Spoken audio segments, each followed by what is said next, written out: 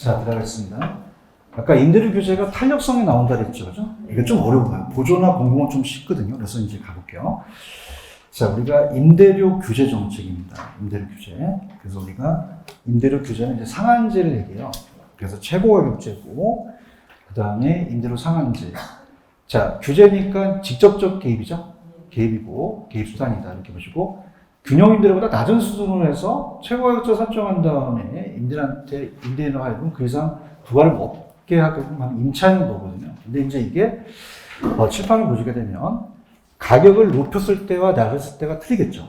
요게 이제 나오는데, 저희가 만약에 시장 가격이 균형 가격이 만약에 7천만 원이다 라고 한다면 가격을 올리는 것보다 내려야 되죠. 그죠? 그럼 높게 하게 됐다 보면, 자, 지금 7천인데 8천만 원이면 안 가잖아요. 그럼 다시 균형으로 오겠죠. 그럼 변화가 있어요? 아무런 변화가 없어요. 높게 했을 때는 아무런 변화가 일어나지 않고요. 낮게 했을 때 나타나겠죠. 낮게 했을 때는 당연히 초과 수요가 발생되니까 임대료가 하락해서 수요가 더 많아지고 투자를 안 하려고 하고 또 지적 수준이 저하되면 공급이 또 감소하며 이동이 저하되죠. 암시장이 형성됩니다. 그럼 좌측에 보시면은 파란 색깔 또 위주로 한번 가볼게요. 이 책도 중요하니까. 자, 222페이지 가시면 의에 가볼게요.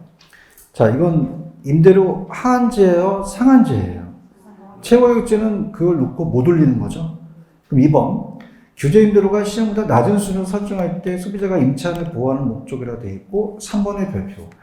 만일 규제 임대료가 시장 임대료보다 높은 수준에서는 변화가 있어요? 아무런 변화가 없어요. 다시 균형으로 오잖아요. 그죠? 근데 이제 얘가 좀 어려운 게 탄력성이라는 게 나오거든요. 그 오른쪽에 보시면 단기, 장기라는 단어가 나오죠. 자, 그래서 이제 한번 가볼게요. 얘가 좀 난이도가 있어요. 단기, 장기가 또 다르거든요. 자, 들어보시면요. 우리가 제가 단기는 비탄력, 장기는 탄력적이었죠. 비탄력적은 반응을 잘 못한다는 거죠. 자, 그래서 우리가 가격과 양이 있으면 단기적으로 공급국수가 완전 수직이게 돼요. 자, 그래서 이제 균형을 이룬다면, 자, 여기서 이제 아까 7천만 원이었죠. 근데 이걸 6천으로 떨어뜨리게 되면은 당연히 수요는 더 늘리려고 하고 공급은 줄이잖아요. 근데 단기는 완전 비탄력적이 많이 못 줄여버려요. 그러다 보니까 초과 수요가 발생을 해서 15개의 수요와 자, 10개에 대한 공급이 있고 기존 임차인이 혜택이 가겠죠. 기존 임차인한테는 혜택을 줘서 우리가 완전 비탄력적일 때는 소득지분배가 임대인의 1,000만 원 일로 가게 되죠. 그러니까 따라해보세요. 단기에 효과가 있다. 효과가 있어요. 근데 장기는 어떻게 돼요? 공급을 줄이겠죠. 그러면 더 물량이 부족해지거든요. 장기는 탄력적이니까. 그럼 장기에 가서는 우리가 탄력적이고 부작용이 또 발생할 수 있다는 거죠. 그러면 장기로 가서는 가격과 양이 있어서 아까 단기에는 공급을 못 줄였잖아요. 이렇게. 못 줄였는데, 자, 이렇게 해서 7천이어서요. 자, 이건 이제 6천으로 떨어뜨리게 되면은 단기도 초과수요는 발생을 해요. 15개만큼. 초과수요가 10개가 균형이라면 5개만큼 초과수요인데, 그러니까 장기에는 공급을 감소시키니까. 그 물량이 줄잖아요. 그럼 공급도 감소한다. 그럼 10개 있는 게 5개로 가니까 공급은 더 줄이려고 하고 수요는 더 많이 늘리려고 하죠. 그럼 초과 수요가 안 늘어나요? 더 늘어나요? 늘어난다는 거죠. 그럼 그걸 가져가시고, 자, 여러분들, 우리가 만약에 장기적으로 공급이 줄면 그냥입니까? 질도 떨어집니까? 투자를 안 하려고 하죠. 그 다음에 공급이 더 감소하다 보니까 우리가 물량이 더 부족해요. 그 다음에 암시장이 이중가격이 형성되죠. 6천과 규제가격과 암시장이 8천에 따라서 이중가격, 암시장이 형성되니까 장기는 더 안 좋아진다는 거죠. 그럼 칠판을 보시게 되면은 단기도 수요가 증가하지만 장기는 그냥입니까? 공급이 더 많이 감소합니까? 그럼 단기보다 초과수요가 더 많이 발생한다는 거예요. 단기보다 장기가 초과수요가 발생한다는 거 아시겠죠? 탄력적이면 그냥입니까? 더 많이 살려고 합니까? 공급은 더 감소하려고 하겠죠? 그래서 이렇게. 자, 그러면은, 자, 우리가 거기 보세요. 223페이지 가시면 효과라는 단어가 나오나요? 단기적도 그냥입니까? 수요는 증가합니까? 투자 기피했죠? 지수수는 저하되고 이동이 저하되죠. 장기는 그냥요, 공급을 더 많이 감소시켜요. 그 초과수가 더 발생하죠? 이동이 적어 암시장이 형성됩니다. 그럼 핵심에서는 제가 해드리는 것만 보세요. 3번만 보세요. 자, 주택 공급이 가격 탄력성에서 탄력적이에요? 비탄력적이에요? 그러면 임대료 하락 시 공급량 감소가 많아요? 적어요? 그럼 임차인의 혜택이 더 커지죠? 그러니까 자원 배분의 효율성이 저해되지 않죠. 임대주택 공급이 완전 비탄력적일 때는 아까 임대인의 소득의 일부가 임차인한테 가니까 소득주의 분배 효과가 나타난다는 거죠. 자, 우리가 문제 한번 풀어볼게요. 이거 난이도가 있습니다. 3번 문제를 한번 풀어보세요. 오늘 프린트 3번.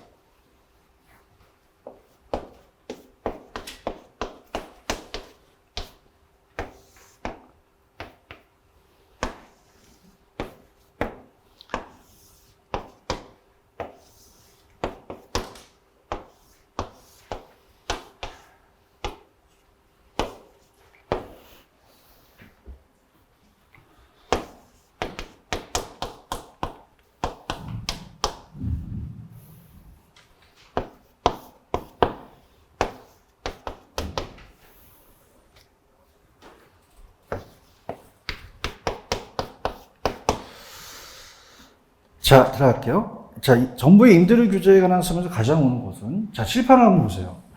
아까 초과공급이 발생돼요? 초과 수요가 발생돼요? 초과공급은 발생하지 않죠? 그래서 이건 초과 수요가 발생한다고 하셔야 되고요. 정부가 임대료 상승을 통제해도 단기적으로는 임대주택이 부족하잖아요. 임차인의 주거 이전이 촉진되는 게 아니라 저하되고요. 자, 어디서 초과 수요가 더 많이 발생했죠? 단기에 비해서 장기에 더 발생했죠? 그러면 이제 4번이 정부가 임대료 상승을 균형가격 이하로 규제하면 장기적으로 공급을 그냥입니까? 양을 줄입니까? 임대료 규제 효과가 충분히 발휘되지 못한다는 게 몇 번이 정답이에요? 4번. 정부가 임대료 한도를 시장가격보다 어떻게 하지만 암시장과 이중가격이 발생해요? 높게 했을 때요? 낮게 했을 때요? 낮게 했을 때죠. 정답 4번이 맞죠? 이렇게 잡으시고요. 자, 넘겨보세요. 계산 문제가 좀 끊겼습니다. 그래서 224페이지 가시면 예제 문제가 하나 나와 있나요? 그래서 이게 이제 요새 끊겼거든요. 그래서 이제 보통 강사들은 요새 최근의 경향이 이걸 안 내놓는데 이 저자분은 옛날에 출제가 됐었기 때문에 넣은 거예요. 그럼 한번 읽어볼게요. 임대아파트 수요 함수가 있다, 공급 함수가 있다. 정부가 최고가격제를 실시할 경우 아파트 임대료를 100만 원으로 규제할 수 있고요. 300만 원으로 규제했다. 이 규제에서 어떤 일이 발생하겠는가라는 단어가 있나요? 자, 여러분들 균형 구하는 거 아시죠? 그래서 같게 한다. 자, 요걸 같게 해요. 그러면 우리가 천천히 한번 볼게요. 균형을 구할 필요는 없는데 이해를 돕기 위해서 그런 거예요. 그러면 200 플러스 4P는 1400 마이너스 2P라면 자, 마이너스가 넘기면 합쳐지죠. UP가 되겠고요. 요거는 숫자가 빼니까 1200이 되잖아요. 그럼 P는 200이 된다는 거죠. 그럼 균형이 얼마라는 얘기예요? 200이라는 얘기죠. 그런가요? 근데 지금 얼마로 규제한다는 거예요? 100만 원, 300만 원으로 규제한다는 얘기죠. 그러면 여러분들 300만 원은 그냥입니까? 가격을 높게 했습니까? 변화가 있어요? 아무런 변화가 없어요. 균형으로 온다는 거죠. 그럼 300에서는 아무런 변화가 없다 차시면 되거든요. 그런가요? 당연히 100으로 낮췄으면 초과 수요가 발생하죠. 자, 그래서 자, 따라서 대입시켜라. 100을 대입시키면 돼요. 자, 그럼 여기다가 100을 대입시키면 요거 200이죠. 1400에서 200 빼면 얼마예요? 1200이 되겠죠. 그럼 수요량이 1200이 된다는 얘기예요.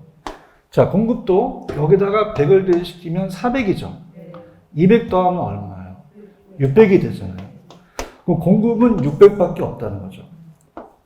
그러면 공급이 많아요? 수요가 많아요? 그럼 초과 수요가 얼마 벌어졌다고 보셔야 돼요? 600이 벌어졌죠. 그럼 3번이 정답일까요? 그죠? 그렇게 합니다. 그래서 이 문제에서는요, 항상 초과 공급이 나오면 안 된다. 그러면 4번에 초과 공급이 나올 수는 없죠.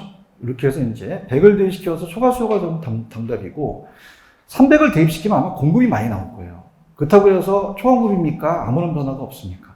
아무 변화 없다 찍으셔야 됩니다. 그래서 대입시켜서 초과 수요가 나오면 정답이고, 공급이 더 많으면 아무런 변화 없다 찍으시면 돼요. 아시겠죠? 근데 이건 이제 끊겼기 때문에 요즘은 다 강의를 안 합니다. 근데 이제 이분은 이제 거의 다 집어넣으셨기 때문에 제가 풀어드린 거고요. 자, 따라서 임대료 보조. 보조서부터는 조금 쉬워요. 좀 수월하다라고 볼 수 있으니까 좀 천천히 한번 가볼게요. 자, 여러분들 보조라는 거는 아까 보조금은 직접 개입이었어요? 간접 개입이었어요? 간접 개입이죠. 자, 그러면 들어보시면요. 임대료를 보조해줬죠? 자, 이따가 거기 파란 색깔 할 거니까 제가 프린트를 보세요. 그럼 임대료를 보조해주면 임차인이 더 많은 임대주택을 소비할 수 있단 말이에요. 그러면 주택 수요도 늘어나고 실제 소득이 높아져요. 그러면 주택만 늘립니까? 남으면 고기도 사 먹습니까?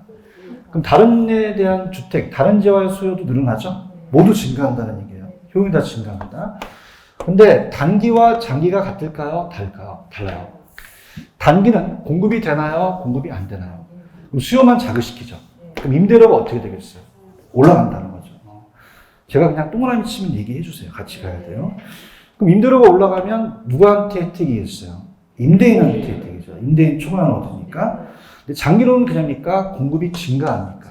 그럼 임대료가 어떻게 되겠어요? 그러면 누구한테 줬겠어요? 임차인한테 줬죠. 여기가 가장 잘 나와요. 그래서 펜을 들어보세요. 위에 보시면 직접이에요? 간접이에요? 간접. 동그라미 2번의 별표.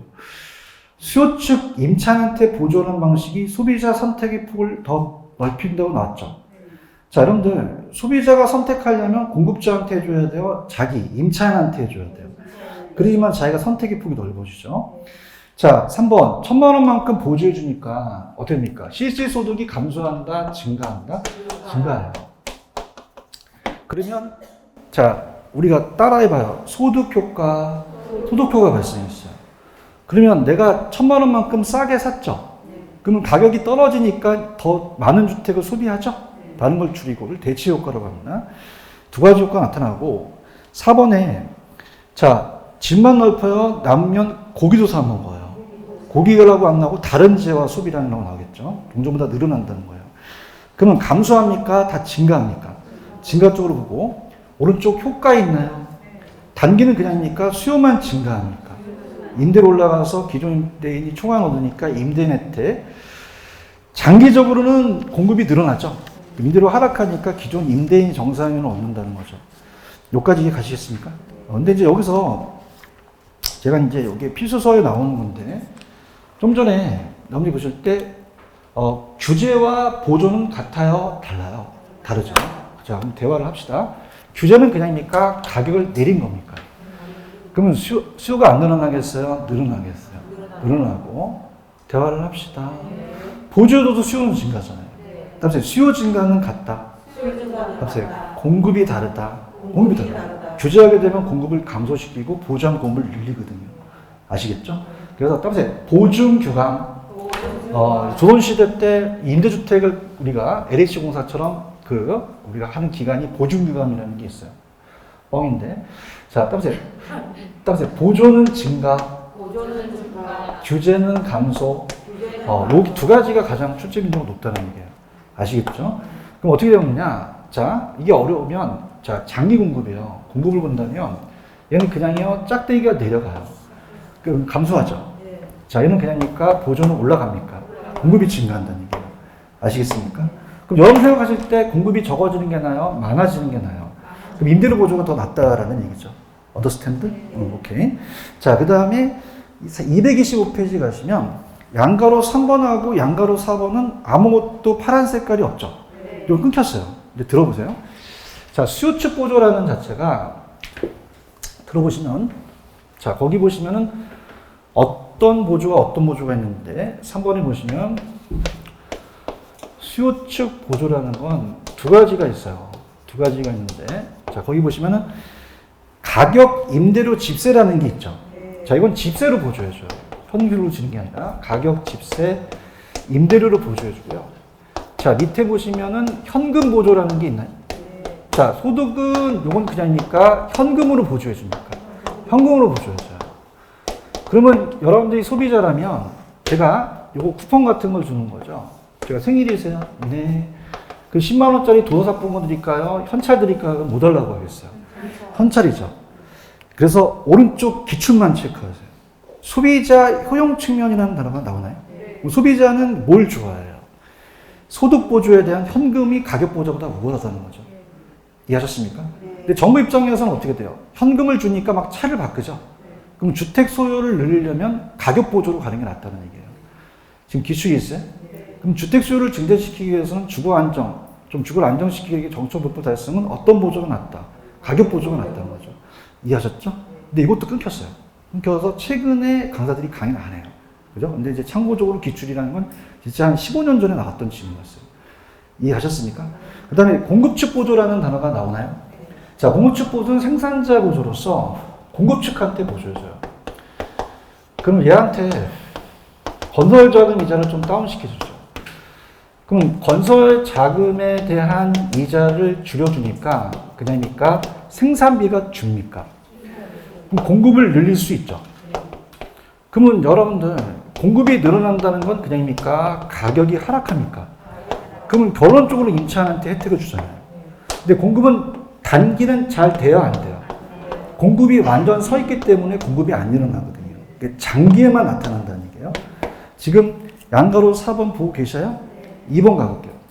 공급 측면의 보조금 단기적으로는 공급이 안 되죠. 효과가 없어요. 그럼 어디서 효과가 나타나겠어요? 장기.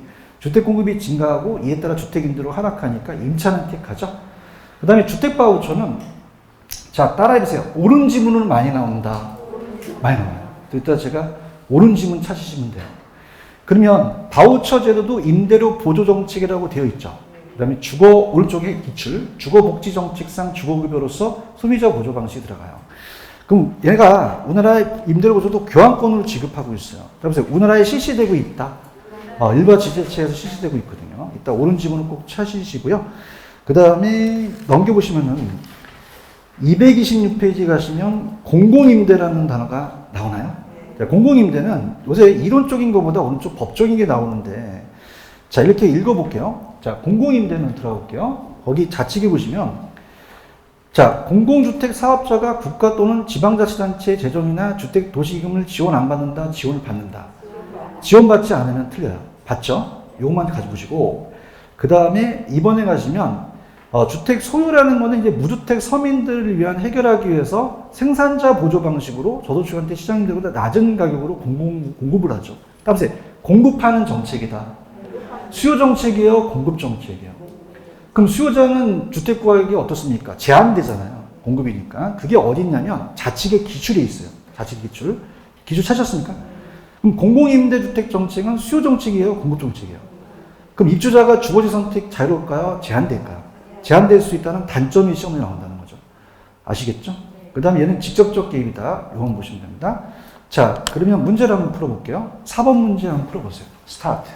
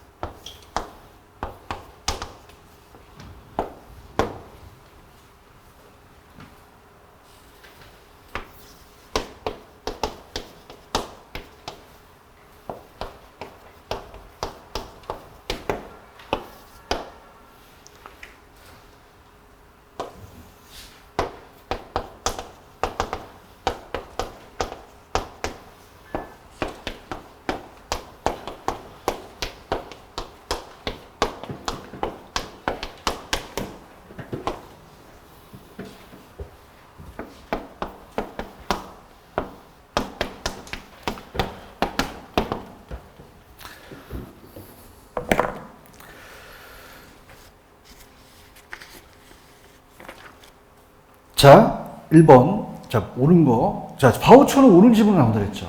몇 번이 답이 될 가능성이 커요? 3번이 정답이라는 거예요. 찾으셨습니까? 주택 바우처, 임대료 보조 교환권으로 지급되고 있죠. 그럼 우리나라의 일부 지자체에서 저소득 가구의 주택 임대료 일부를 지원하는 정책으로 운영 안 되고 있다, 되고 있다. 자, 그럼 1번은 뭐가 틀렸냐면, 아까 보조해주면 집만 넓혀요, 고기도 사 먹어요. 그럼 다른 재화의 소비량도 늘어나죠. 그러면 정부에서 저소득층한테 지급하는 보조금을 주택 재화의 구에만 사용하더라도 일반적으로 저소득층의 다른 재화의 소비량은 임대료 보조금 지급 전보다 안 늘어난다, 늘어난다. 2번에다 붙여보세요. 자, 아까 단기, 장기라는 거 기억하십니까? 단기는 그냥입니까? 수요만 증가합니까? 가격이 어떻게 되겠어요? 올라가죠. 저 지금 4번에 2번 하고 있어요. 찾았습니까? 그럼 단기는 가격 하락이다, 임대료 상승이다. 장기는 공급이 늘어나죠. 그럼 임대료가 내려가겠죠? 바뀌었단 말이에요. 이거 아시겠어요? 그 다음에 4번으로 한번 가볼게요. 4번을 가시면은, 자, 제가 아까 임차인의 주거지 선택 자유가 있었죠. 그럼 제가 아까 임차인의 주거지 선택 자유는 치만 보세요. 임차인의 주거 선택을 자유롭게 하려면 공급 측한테 보조를 해놨나요? 수요 측한테 보조를 해놨나요? 바뀌었다는 거죠. 그죠? 그러면 앞에가 공급자 보조가 나와야 돼요. 이건 임차인 보조가 나와야 돼요. 임차인 보조가 공급자보다 주거지 선택이 자유롭죠. 그런가요? 그 다음에 아까 공공은 공급 정책이기 때문에 입주자가 주거지 선택을 자유롭게 선택할 수 있다, 없다. 없다는 단점이 있다는 거죠. 아까 했잖아. 제한이 있죠, 그죠? 이게 기출이고요.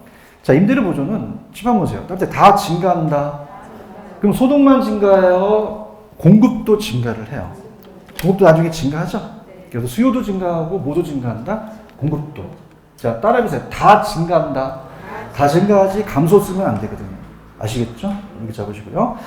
그 다음에 226페이지로 이제 가시면은 거기에 자, 맨 밑에 사적 시장과 공적 시장을 양분하는데 오른쪽 단기, 장기에 파란 색깔이 안 적혀져 있죠. 이것도 끊긴 지 한 15년 됐어요. 그래서 우리가 강의를 잘 안 하는데 일단 저는 할게요. 책이 있으니까. 자, 단기와 장기가 달라요. 그러면 어떻게 됩니까? 우리가 사적 시장에서 공적 시장에서 자, 사적 시장보다 가격을 높게 잡아야 돼요? 낮게 잡아야 돼요? 그럼 사적 시장에 있는 수요자들이 가만히 있어요? 공적으로 옮겨요? 옮기죠. 그럼 사적 수요가 주니까 그냥입니까? 가격이 하락합니까? 하락해요. 자, 그럼 어떻게 됩니까? 가격이 하락하니까 남아있는 사람, 옮긴 사람 모두 혜택이죠. 그래서 단기는 사적 시장에 수요가 감소를 하다 보니까 그냥입니까? 가격이 하락합니까? 그럼 따라서 모두 혜택이다. 모두 혜택이에요. 임차인의 혜택이 모든 임차인의 혜택이에요. 모든 임차인.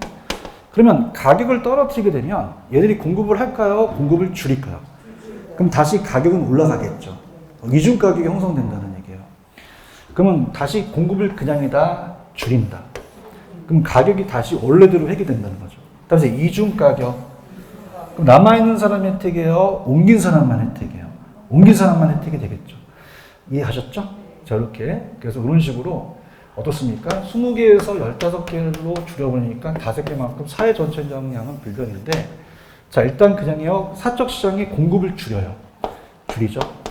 그럼 사적 시장의 공급을 감소시키면 그냥입니까? 다시 가격이 올라갑니까? 이중가격이 형성되죠. 그럼 모든 임차인 혜택입니까? 공적만 혜택입니까? 공적 임차인만 혜택이죠. 가볼게요. 오른쪽 단기, 장기 있나요? 자, 단기는 따로 수요만 변한다. 그러면 어떻게 됩니까? 자체적으로 두 번째, 사적 시장의 임대주택 수요가 줄죠. 공공으로 옮겨요. 그럼 마지막, 사적 시장의 임대료는 하락하죠. 2번, 그러면 단기에는 모든 임차인이 다 혜택이죠. 근데 3번, 공급이 변합니다. 1번, 사적 시장의 임대주택 공급을 감소시키면 사적 시장의 임대료가 원래대로 회귀되죠. 그럼 사적 시장의 공급 감소만큼 공적에서 증가하니까 사회 전체 정량은 불변이죠. 3번에다가 좀 덧붙여보세요. 나온다면 3번이 나올 가능성이 커요. 그래서 이중 가격. 그럼 공적만 혜택이죠? 그렇죠? 근데 공공주택에 거주한 사람은 임대료 차익만큼 정부로부터 보조받은 효과가 나타나겠죠? 이해하셨습니까? 근데 제가 찍어드릴게. 밑에 공공주택 있지? 요게 나와요. 그래서 오늘 밑에 가시면 공공임대주택이라는 단어가 나오나요? 요거 나옵니다. 그래서 행복주택과 영구주택, 행복주택과 국민주택을 바꿔내는데, 자, 맨 밑에 영구라는 단어가 있나요? 굵은 글씨를 한번 찾아보세요. 영구는 어떤 게 중요하냐면, 자, 최저소득 계층이라는 단어가 나오죠. 현관 배치해 보세요. 최저소득 계층. 굵은 글씨가 쳐 있을 거예요. 그 다음에 50년 이상이고요. 최저니까 영구적인 거고. 자, 국민은 자 저소득이라는 거 찾아보세요. 넘겨보세요. 자, 국민은 저소득이라는 두 번째 단어가 나오나요? 아까 얘는 최저였는데 얘는 그냥 저소득이었죠? 50년이면 얘는 30년 이상 장기가 되겠고요. 행복은 무조건 젊은 층 찾으세요. 젊은 층. 굵은 글씨. 찾으셨습니까? 자, 근데 올해 통합이 나올 가능성이 커요. 이번 정권이 이제 안 바뀌었기 때문에 이번 정권에서 통합공무임대를 얘기하거든요. 따라서 다 들어간다. 재판봐. 아까 최저소득계층이 연구에 들어갔었죠. 들어가고요. 저소득층 들어가죠. 젊은 층도 들어가잖아요. 그럼 얘는 그냥입니까? 다 들어갑니다. 다 들어가면 통합공무임대 지셔야 돼요. 아시겠죠? 지금 잘 보고 있어요? 자, 그 다음에 장기 전세주택이라는 게 있죠. 이건 전세계약이라는 거 찾아보세요. 전세계약. 전세계약 방식 찾으셨습니까? 전세계약 방식은 예치 찾고요. 분양전환은 분양전환이라는 게 나와 있거든요. 그 다음에 따라서 기존주택 따라서 매입, 전세, 매입은 따라서 매입이 들어간다.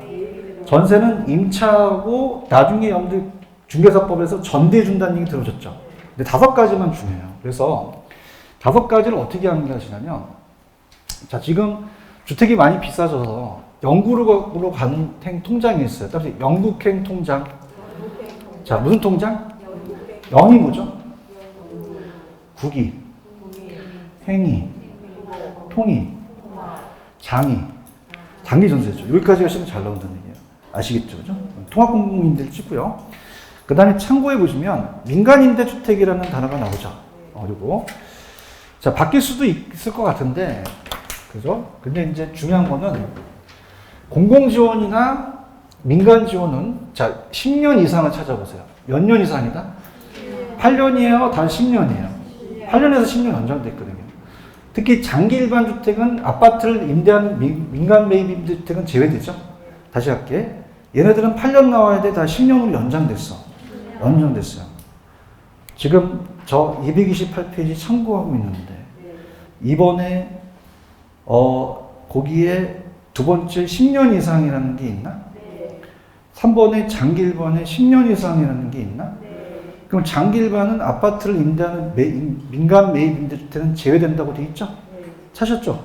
그래서 지금 공약 중에서 하나가 이 민간 임대를 좀 활성화시키기 위해서 이 아파트를 좀 집어넣으려고 해요.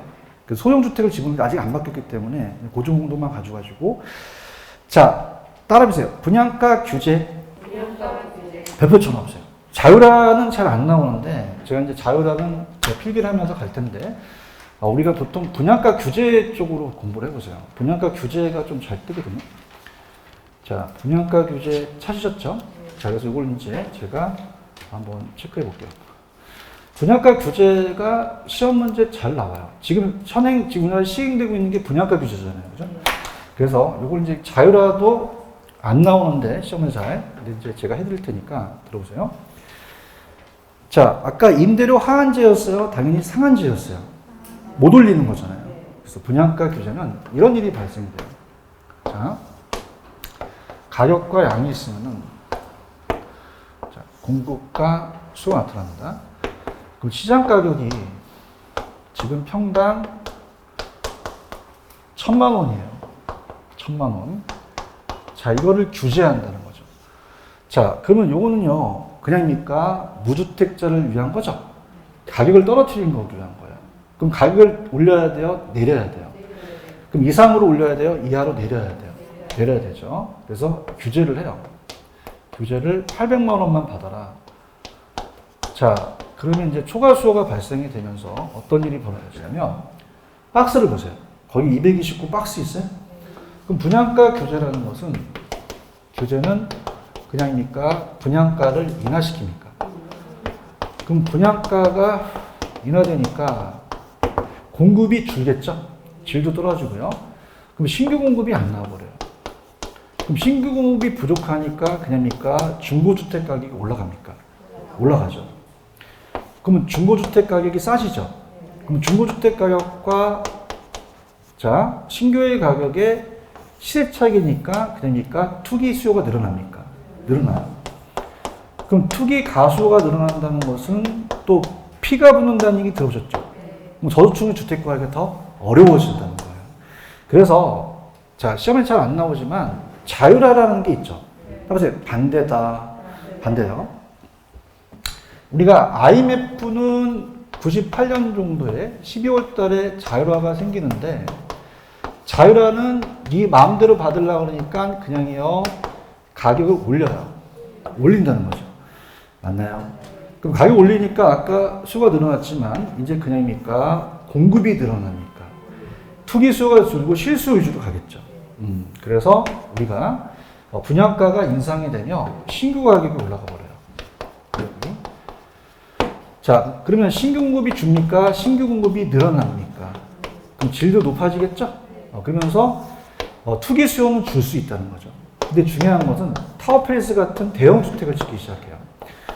그럼 만약에 대형 주택 공급 위주로 나온다면은 이거는 규제 효과요, 자율화 효과요.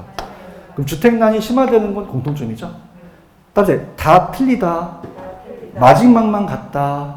마지막만 저소득층 주택 심화되는 게 같다는 거죠. 보고 계셔요? 자, 분양가 규제는 그냥입니까? 분양가를 인하합니까? 그럼 투기 수요가 늘어나고 가수요, 생산성 악화되고 지적 수요는 저하되며 신규 공급이 감소해버려요. 그럼 중고주택 가격이 상승하죠. 그럼 저소득층이 좋아집니까? 저택난이 심화합니까? 자, 자율화는 분양가 인상하니까 신규주택 가격이 오르죠. 투기 가수요는 줄여서 실수요주로 가는데 생산성 향상, 지적 수요는 향상되며 신규주택 공급이 증가하는데 무슨 주택 위주로 가요? 그럼 만약에 대형 주택 위주로 공급이 모이고서 나오면 이건 누구에 대한 효과예요? 자율화의 효과. 저소득층이 주택난이 더 심화되겠죠? 그럼 주택법이 나오는데 오른쪽에 두 번째만 벼붙여 보세요. 두 번째 보시면은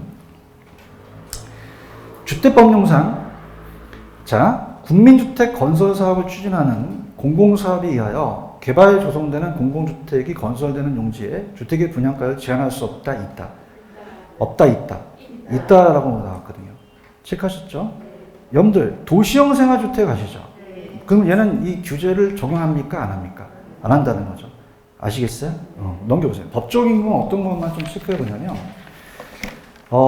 이게 근거 법률이 있어요. 당연히 여기도 분양가 규제도 무슨 법령상의 규제를 합니까? 주택법이에요. 저 지금 4번 하고 있는데 무슨 법에? 주택법에 규제를 하고 있어요. 찾으셨어요? 공공주택, 공공택지, 택지 외의 택지도 가능하고 이번에 적용되지 않는 건 도시공사주택은 적용하지 않죠. 그 다음에 3번에 가시면 분양가격은 택지비와 건축비로 구성되어 있죠. 이렇게 잡으시고요. 그 다음에 오른쪽에 선분양, 후분양이라는 단어가 나오나요? 자, 이것도 우리가 시험 문제가 두 번 떴거든요. 오른쪽에. 오른쪽에 기출이 있죠. 자, 다음에 이제 기출로 갈게요. 자, 우리가 재밌는 게 우리가 이제 주택의 역사를 제가 보여드려 볼게요. 선분양과 후분양이 선분양이 먼저 도입된 이유가 후분양으로 가는 취지인데요. 자, 가보죠. 후분양으로 갑니다. 자, 그럼 선분양, 후분양을 비교해서 나올 수 있죠. 그죠? 자, 갑니다. 우리나라가 1970년대에 아파트를 공급하기 시작하죠. 그래서 여러분들 그 유명한 압구정동 아파트 아세요? 30년 지난 거? 그 다음 응아파트까지. 그 다음에 그때 당시 임대료 분양가 규제를 해요. 그럼 규제는 그냥입니까? 가격을 내리는 겁니까? 그럼 공급자가 수익성이 악화되죠. 그럼 그냥이요, 공급자들이 입이 튀어나와요. 특히 현대건설의 정종 씨가 우린 어떻게 하려고 튀어나오죠. 그래서 입을 막아요. 그래서 여러분들이 모델하우스라고 들어보셨죠? 그래서 제 강의를 드리면 우리가 도생이라는 건 뭘 줄임말이죠? 도시형 생활주택이에요. 그래서 여러분들이 만약에 이론상이 안 가르쳐주는 게 약자로 쓰는 게 안 가르쳐줘요. 그래서 이 모델하우스를 실무에서는 모하라 그래요. 뭐라고 한다? 모하는 뭘 줄임말이에요? 모델하우스. 제 강의 들으면 아주 실무를 잘해요. 자, 그러면 계약금 내고 중도금 내고 잔금 내는 게 선분양이에요. 자, 선분양은 따라서 팔고 짓는다. 그럼 미리 팔죠? 그럼 계약금, 중도금, 잔금을 소비자가 이자를 부담해야 돼요. 그런가요? 근데 후분양은 나중에 팔잖아요. 자, 얘는 따보세요. 짓고 판다. 나중에 파는 거야. 그럼 어떤 일이 벌어지는지 한번 보죠. 자, 이렇게 봅니다. 그러면 우리 시험 문제가 계약금, 중도금 이자라는 얘기 들어보셨죠? 중도금 대출 같은 거. 그러니까 소비자가 계약을 하잖아요. 그럼 이자 부담을 누가 안고 갈까요? 소비자죠. 이게 나왔어요. 소비자, 구매자가 안고 간다. 근데 부도위험도 소비자가 지죠? 그럼 안 위험하겠어요? 위험하겠어요. 그래서 이 저자가 다음 페이지 넘겨보세요. 그 보증을 해주는 회사가 있어요. 넘기시면은 232페이지 가시면 십자가 표시 있어요? 소비자를 피해를 줄이기 위해서는 완성을 위해서 건물 완성해서 보증이라는 단어가 있나? 이게 제가 이제 건설회사 다닐 때 대한주택 보증회사였거든요. 따라서 공사로 합병했다. 공사로 합병돼서 보증공사 허그라는 걸 많이 들으셨을 거예요. 우리가 이제 대표적으로 이제 중도금 대출하는 게 HF와 허그가 있거든요. 여기서 보증을 해준다는 거 찾으셨죠? 이렇게 머릿속에 두시고 그러면 전페이지 다시 오세요. 자, 그러면서 문제가 발생을 해요. 계약금, 중도금, 잔금의 프리미엄, 피가 붙죠. 투기 수요가 늘어난다는 얘기예요. 투기 가수요. 투기 가수가 늘어납니다. 그 다음에 그냥이 되어 견본주택을 잘 줘야 돼요. 그냥이 되어 뿅가게 줘야 돼요. 그럼 여러분들은 청약 시점, 계약 시점에 견본주택은 뿅 갑니까? 잔금 입지 시점에 부실공사에도 뿅 갑니까? 두 번 뿅 가죠. 자, 근데 후분양은 그냥이요. 짓고 팔아요. 그럼 견본주택이 필요 없잖아요. 우리가 구경하는 집 갖고 우리가 확인하죠. 부실공사가 처리된다, 안 된다? 안 된다는 거죠. 자, 그럼 후분양은 짓고 파니까 공급자가 돈을 빌려요. 이자 부담과 부도금을 다 공급자가 갖고 가는 거죠. 근데 공급자가 형식적으로 냈지만 나중에 팔 때 전가시킬 수도 있죠. 실질적으로 소비자 부담이 가정될 수도 있어요. 자, 짓고 파니까 시세 차익이 안 나니까 투기 수요는 줄 수 있죠. 견본주택 필요 없고 부실공사가 처리되지 않는 거죠. 그럼 아까 1970년대 정종식이 막았던 게 선분양이죠. 공급자 중심이에요. 누구 중심이다? 공급자. 품질을 향상하니까 소비자 중심이죠. 그러면 여러분들이 생각하실 때 지금 무슨 분양으로 가야 된다는 겁니까? 분양, 과제가 있잖아요. 선분양은 팔고 지니까 공급이 많이 나와요. 그죠? 돈이 들어오니까. 그래서 공급이 증가한다. 근데 얘는 짓고 파니까 대형건설사만 빌려주면 대형건설사의 독과점으로 가거든요. 공급이 잘 나와야 안 나와요? 안 나온다는 거죠. 그럼 갈게. 후분양은 그냥이야 짝대기가 내려가. 공급이 줄고 얘는 짝대기가 서 있으니까 공급이 올라간다는 거죠. 그다음에 선분양은 그냥입니까? 분할 납부합니까? 목돈 부담이 줄죠? 주는데. 자, 후분양은 그냥입니까? 목돈 부담이 좀 늘어납니까? 늘어났잖아요. 이거 이해 가시겠어요? 자, 거기랑 똑같기 때문에 그냥 여기 보세요. 거기랑 똑같으니까. 선분양은 누구 중심이죠? 자, 얘는요? 왜 견본주택 필요하죠? 필요 없고 투기 발생하고 억제되고 소비자 이자보다 공급자 이자보다 품질이 저하되지만 향상되겠죠. 목돈 부담이 없죠. 목돈 부담이 생기겠죠. 자, 공급이 그냥요 증가해요. 독과점을 견제하죠. 얘는 공급 감소로 독과점을 발생할 수 있겠죠. 그럼 선분양은 누구 중심이고요? 공급이 어떻게 된다? 증가. 후분양은 누구 중심? 공급이 감소한다는 거죠. 그래서 오른쪽 기출을 한번 볼게요. 자, 기출에 보시면 선분양은 초기 주택 건설 자금의 대부분 주택 구매자가 조달하죠. 요게 나왔었어요. 건설 자금에 대한 구매자. 자, 후분양은 짝대기가 내려갔었죠. 그럼 후분양은 선분양보다 공급이 증가합니까? 감소합니까? 그럼 자금이 더 많음으로써 사업자에 대한 부담이 커지겠죠. 이해 가시겠죠? 그 다음에 이제 우리가 이제 앞쪽에서 좀 안 봤던 게 이게 떴어요. 이게 떠가지고 주택 부담 능력 문제가 넘겨보세요. 넘겨보시면은 우리가 문제 파트는 거의 나오진 않는데 얘가 한 번 또 등장할 것 같아요. 어디냐면 203페이지입니다. 203페이지 가시면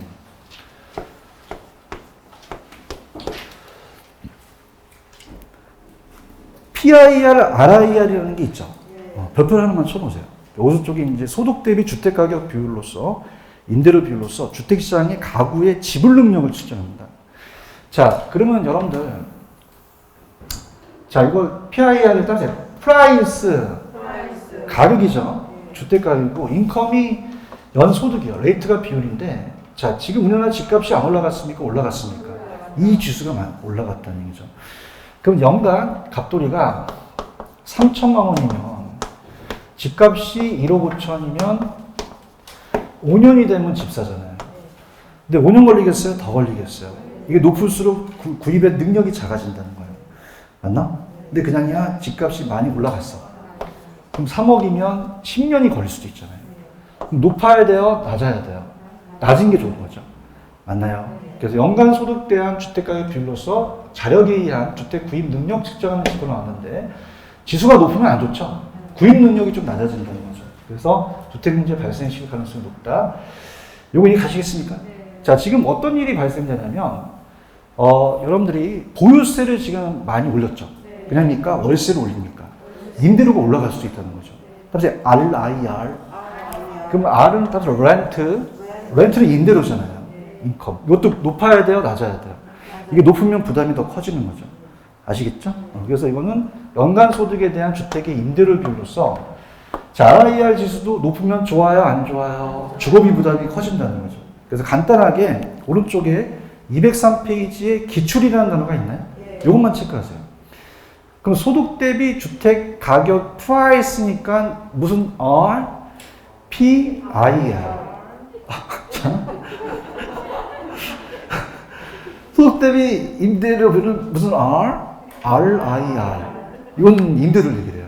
이게 다 시장에서 가구의 지불 능력을 측정하는 거죠. 체크하셨죠? 이게 처음 나왔습니다. 그죠? 제가 이제 20년째 가는데 이게 처음 나왔다는 건요. 경험하지 않는 걸 경험하고 있어요, 지금요. 그러니까 집값이 올라갑니다. 그럼 이제 뭐도 올라갈 차례야. 임대료도 올라갈 차례라는 거죠. 그러니까 이슈화 시켰기 때문에 이게 나왔다는 거예요. 아시겠습니까? 그래서 옛날서부터 이걸 우리가 강의했는데 끊겼거든요. 끊겼는데 작년에 나왔다는 건 이 정책에 대한 어떤 그 이슈화를 물어보게 된 거예요. 아시겠죠? 이게 높아야 된다, 낮아야 된다. 낮아야지만 내가 탈 수 있는 능력이 커지는 거잖아요. 아시겠죠? 그 다음에 이제 세법으로 이제 우리가 조세로 가는데, 넘겨보세요. 넘기시면 다음 시간에 이제 조세로 그냥 1시간을 다 때울 거예요. 자, 페이지로 가시면은, 페이지 233페이지 가시면 조세 정책이라는 게 있나요? 100% 뜨거든요. 근데 얘가 세법이 나와요. 넘겨보세요. 넘기시면은, 양가로 4번에 넘기시면 국세, 지방세라는 단어가 나오나요?